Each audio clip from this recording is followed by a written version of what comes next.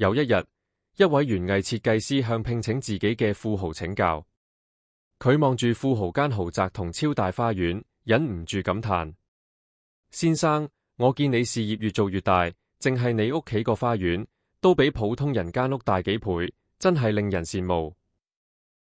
你就好似一棵根基穩固、越長越高嘅大樹，而我就好似依附喺樹上嘅蟬，一世都只能靠住別人生存，真係好冇出息。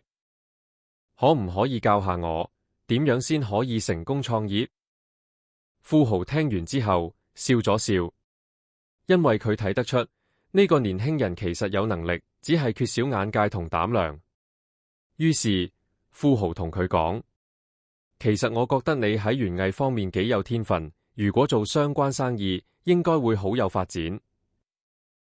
之後，富豪指住工廠旁邊一塊空地話：我嗰邊有塊2萬平土地，我哋不如合作種樹苗。佢再問：你知唔知一棵樹苗成本大概幾多？園藝設計師答：大概40蚊左右。富豪即刻開始計數。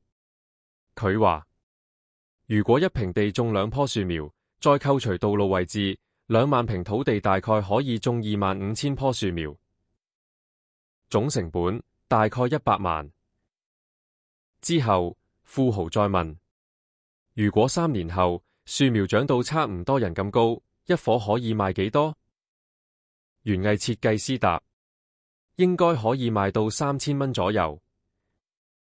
富豪聽完即刻笑住講：咁咪得咯，100萬成本，包括施肥、灌溉、管理費，全部由我負責，而你只需要專心種樹。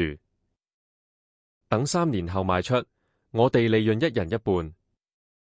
正常人聽到呢個機會，應該會非常興奮，但出乎意料嘅係，園藝設計師竟然不停搖頭。富豪忍唔住問：點？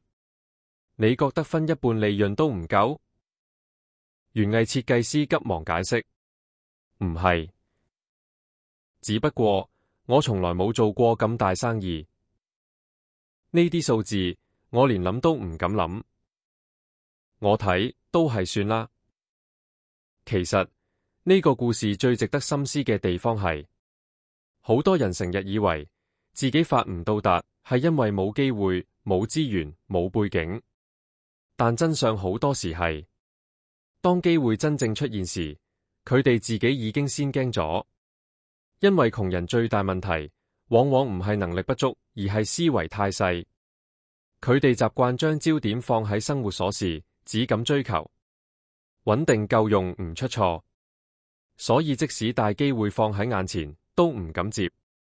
但真正成功嘅人，最大特點就係敢想、敢做、敢承擔。因為佢哋知道，如果連想象成功都唔敢，就永遠唔可能成功。其實成功人士未必天生比人聰明，但佢哋有一個共同點，佢哋願意跳出原本思維框架，用更高角度睇問題。因為心有幾大，舞台就有幾大。限制一個人成就嘅，很多時從來唔係能力，而係眼界。你認同嗎？